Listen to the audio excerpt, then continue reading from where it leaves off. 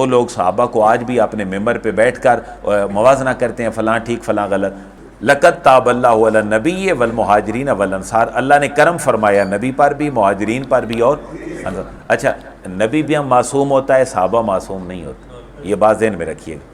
اللہ نے کرم فرما دیا نبی پر بھی، والمہاجرین والانصار، مہاجرین و انصار پر بھی، الذین اتبعوہ فی ساعۃ العسرہ، یہ غزوہ تبوک کا خاص طور پر وقت ہے جی، تو یہ اس کی بات ہے سر۔ اور 3 صحابی ایسے تھے، کچھ صحابہ ایسے تھے جو غزوہ تبوک پہ نہیں جا سکے تھے، لوگوں نے ان کے بارے میں بھی کہا کہ جی یہ بھی تو نہیں گئے، اللہ نے ان 3 کے بارے میں فرمایا کہ میں نے خاص طور پر ان کی توبہ قبول کر لی، اور ان تینوں کے نام بھی تھے، وہ حضرت کعب تھے، مرارہ تھے اور حضرت ربیعہ تھے، 3 صحابی تھے جن کا قرآن نے باقاعدہ کہا وَعَلَى الثَّلَاثَةِ، کتنے؟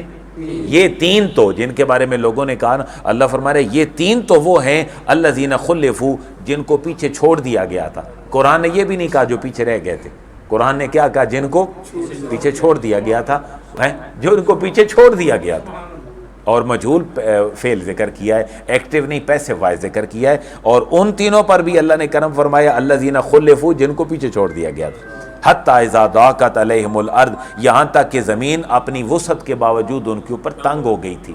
ظاہر ہے حضور ناراض ہو گئے، بچا کیا ہے جی؟ تو وضاقت علیہم انفسہم، ان کی اپنی جانیں تنگ ہو گئیں، ان کے لیے زندہ رہنا مشکل ہو گیا۔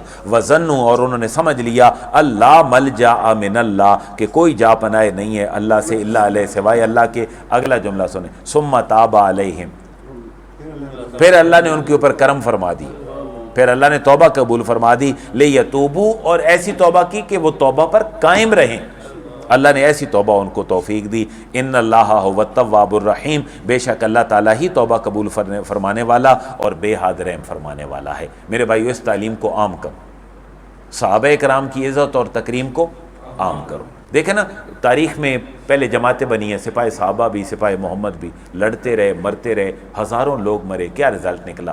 لوگوں کی بنائی ہوئی تھیں، بنتی رہیں، اپنے مقاصد لوگ لیتے رہے۔ ہم کون ہیں؟ اہل سنت والجماعت۔ ہمارا کسی ایسی دہشت گرد تنظیم سے پوری ہسٹری میں کوئی تعلق نہیں رہا کہ جو لوگوں کو جذباتی کر کے اپنے فوائد لیتے رہے ہو۔ اس لیے اہل سنت کے منہج کو آپ ضرور فالو کریں، ان کو ضرور پڑھیں، خصوصاً ان دنوں میں صحابہ کے بارے میں اہل سنت کا رویہ اور اہل بیعت کے بارے میں